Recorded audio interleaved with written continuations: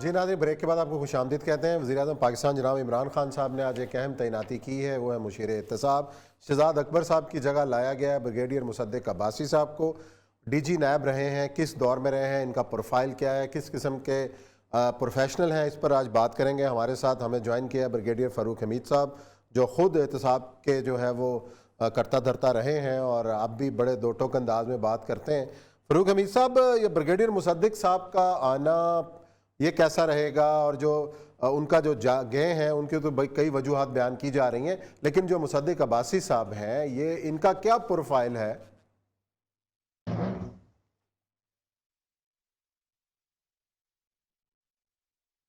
बिस्मिल्लाह रहमान रहीम। बहुत शुक्रिया अपना उस्मान साहब, आपने for inviting me to the show. मेरी आवाज आ रही है आपको? जी जी जी जी, जारी रखें। जी देखें, ब्रिगेडियर मुसद्दिक अब्बासी एक तो basically professional aviator, army aviation के पायलट रहे हैं और बड़े एस पायलट, अच्छे इनका परफॉर्मेंस रही एज अ पायलट। मैंने इनके साथ फ्लाइंग भी की हुई है जब मैं भी एविएशन में सर्व करता था। लेकिन इन्होंने जो अपना सही अपना रिटायरमेंट के बाद इनका जो कैरियर रहा है वो ऑब्वियसली नैब में, ये डीजी नैब पेशावर भी रहे हैं और एक मैं समझता हूँ जो उनका कई साल उन्होंने नैब में सर्व किया है, ग़ालिबन हेडक्वार्टर में भी रहे। मैं ये समझता हूँ इनके आने से जो इस वक्त मसाइल हैं हमारे एहतसाब के निज़ाम में, अकाउंटेबिलिटी सिस्टम में, कन्विक्शन नहीं हो रही है, केसेस नहीं चल रहे हैं, नैब के अंदर भी मसाइल हैं, प्रोसिक्यूशन वाले, इन्वेस्टिगेशन वाले, एहतसाब अदालतों के अंदर अगर मसाइल हैं, ये उन तमाम प्रॉब्लम्स को समझते हैं। अच्छा, तो इनके आने से ही मेरी नजर में ही is a true professional accountability expert, और ये ईमानदार आदमी है। इनकी obviously very top class reputation. ये प्राइम मिनिस्टर ऑफ पाकिस्तान को without any vested agenda, without any मसलत, ये मेरा ख्याल है उनको सही एडवाइस देंगे प्राइम मिनिस्टर ऑफ पाकिस्तान को। और इस वक्त जरूरत इस बात की है कि हमारी केसेस जो है हाई प्रोफाइल केसेस वो आगे नहीं चल रहे, वहां पे वो स्टेज चल रहे हैं, एडजर्नमेंट्स चल रही हैं, कन्विक्शन नहीं हो रही, ट्रायल आगे नहीं बढ़ रहे हैं। बिल्कुल मामला एक स्टेलमेट हो गया काफी अरसे से, डिस्पाइट द फैक्ट कि सुप्रीम कोर्ट के डायरेक्टर्स हैं कि स्पीडी ट्रायल होंगे, डे टू डे हियरिंग होगी, और प्राइम मिनिस्टर इमरान खान की तरफ से भी एक कमजोरी तो सामने आई है। लेकिन कहा तो यही जाता ना शहजाद अकबर साहब वाला जो मामला हुआ कि जी अदालतों में चीजें आके स्टक हो जाती हैं, फैसले नहीं होते, और हमारे वज़ीर इत्तला साहब ने ये कहा कि भाई अगर करप्शन है तो सजा दें, नहीं है तो छोड़ें, केस खत्म करें। सुप्रीम कोर्ट ने भी कहा हुआ है पिछले 1.5 साल से, मौजूदा चीफ जस्टिस जो अब रिटायर हो रहे हैं, कि स्पीडी ट्रायल करें, डे टू डे बेसिस पे करें। जो अभी नैब का ऑर्डिनेंस अमेंडेड आया है नवंबर में, उसमें भी उन्होंने कहा कि जनाब डे टू डे हियरिंग होगी, स्पीडी ट्रायल, और 5-6 महीने में केसेस मुकम्मल होंगे। लेकिन वो नहीं हो रहे, इसलिए कि जो हाई प्रोफाइल लोग हैं they are probably more powerful in the courts, और जुडिशियल सिस्टम जो है वो फेल हो गया है इन ट्रायल्स को आगे चलाने में। एक एग्जांपल देता हूँ, शहबाज शरीफ साहब का जब विटनेसेस पेश होने शुरू हो, जी जी, और ये साहब सर बगैर साहब, मैं समझता हूं मेरा ख्याल है कि 3 साल से जो हम रोना रो रहे थे इमरान खान साहब को, ये पहली सही अपॉइंटमेंट की है उन्होंने। हम कहते थे अंदर के सिस्टम का बंदा लाओ, ये शहबाज गिल को उठा के लाना, तो ये शहजाद अकबर को लेके आना, तो कुल्फी बुखारी को लेके आना, जिनको सिस्टम का नहीं पता। ये पहला बंदा है जिसने 12-13 साल जो है नैब के अंदर खुद काम किया है, नैब की इन एंड आउट को जानता है, उसको पता है कहाँ बदमाशी होती है, कहाँ बदमाशी करी जाती है, कैसे उसको ठीक किया जाता है। और वो जो स्पीडी ट्रायल का भी ऑर्डिनेंस जो आया जिसमें कोर्ट्स बनेगी, मुझे लगता यह है कि मेरा ख्याल ये है अब तक की इमरान खान की पहली सही अपॉइंटमेंट है। I totally agree with you, और ये साहब आप सही सर फरमा रहे हैं। आपने भी वो ट्रायल कोर्ट्स की बात की, स्पीडी ट्रायल कोर्ट्स, बिल्कुल सुप्रीम कोर्ट ने तो कहा था 2.25 साल पहले 130 नई अदालतें बनाएं, फिर बहरहाल उन्होंने कहा खर्चा बहुत होगा, इन्होंने कहा जी ठीक है हम 30 बना देते हैं। और फरोग नसीम साहब ने, मुझे अच्छी तरह याद है, 10 महीने पहले ये कहा था कि जनाब 13 अदालतें हम बनाने के लिए बिल्कुल तैयार है, एवरीथिंग इज रेडी। आप मुझे बताएं 8-9 महीने 10 महीने हो गए, वो किधर गए वो एडिशनल ट्रायल कोर्ट्स?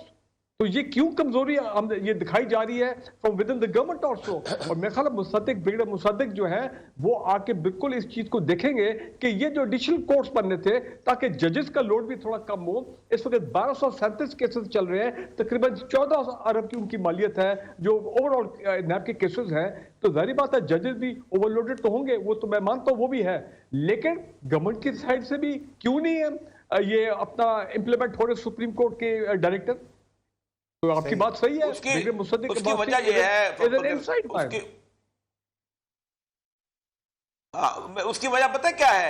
एक तो फरोग नसीम को ना क्रिमिनल लॉ का पता है और फरोग नसीम को ना उसका करप्शन लॉ का पता है। फरोग नसीम साहब एक बेसिकली कॉर्पोरेट लॉयर थे, उनको पता ही नहीं इन चीजों का, इसलिए उसको डिले करते जाता है। कल उन्होंने जो क्रिमिनल लॉ अमेंडमेंट्स लेके आए हैं वो भी ऐसी हैं। मेरा ख्याल ये अगर तो इसको कुछ करने का मौका मिल गया और जैसा वो नैब और जिस जमाने में वो नैब में था उस वक्त वाकई नैब था, और फिर उसके बाद जो उन्होंने, आपको याद होगा कि वो जावेद मुशर्रफ के ज़माने में उनके जो कुलीग होते थे अपना चीफ सेक्रेटरी, उनको भी उन्होंने बंद किया था। और वो शुरू का जो 1 साल का अरसा था उसमें KPK में सबसे ज़्यादा एहतसाब हुआ था। तो मुझे लगता यह है कि एक ऐसी अपॉइंटमेंट है कि 6-7 महीने के अंदर स्पीडी ट्रायल से ये सारे केसेस खत्म भी हो सकते हैं।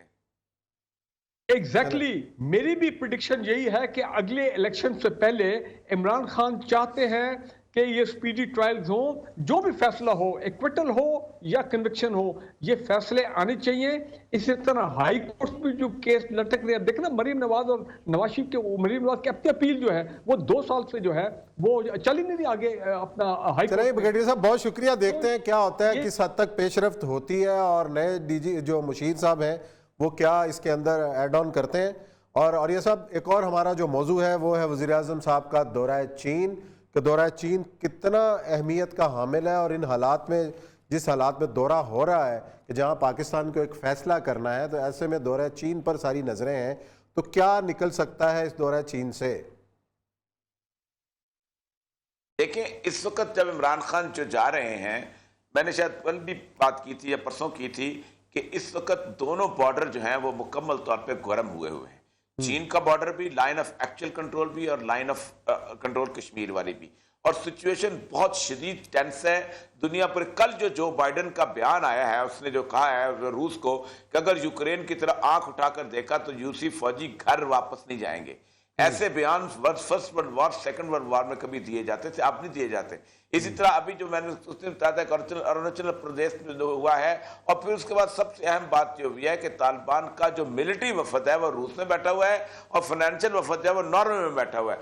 तो अब ये बड़ी गर्मा गर्मी वाली सूरत हाल है। मुझे लगता यह है कि जो आज आर्मी चीफ वहाँ मिले हैं, उन्होंने, मेरा ख्याल है कि एक आर्मी की तरफ से बेंट ऑफ माइंड दे दिया होगा कि अब वहां पर हमने फैसला क्या करना है, क्योंकि ये बिल्कुल फैसले का टाइम है।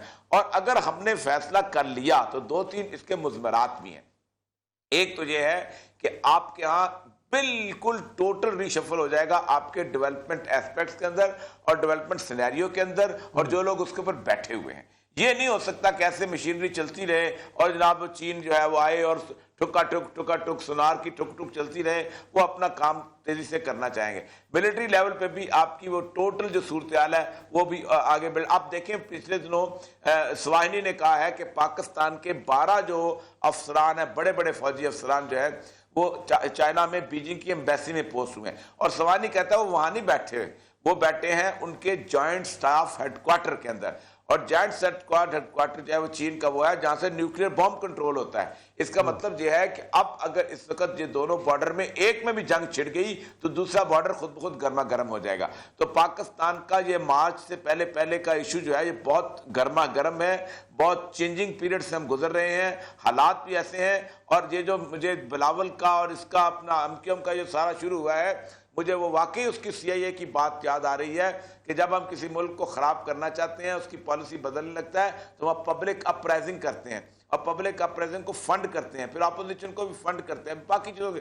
मुझे लगता यह है कि उधर से कन्फ्यूजन पैदा की जाएगी, इधर से चाइना का आपका फैसला होगा।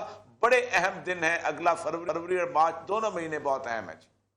चलें जी, देखते हैं क्या होता है। उम्मीद है कि अच्छी खबरें हमें मिलेंगी। यहीं से ब्रेक लेते हैं, ब्रेक के बाद आएंगे और जिक्र होगा भारत का यौम जमहूरिया, जो पूरी दुनिया में कश्मीरी अवाम आज यौम स्याह के तौर पे मना रहे हैं।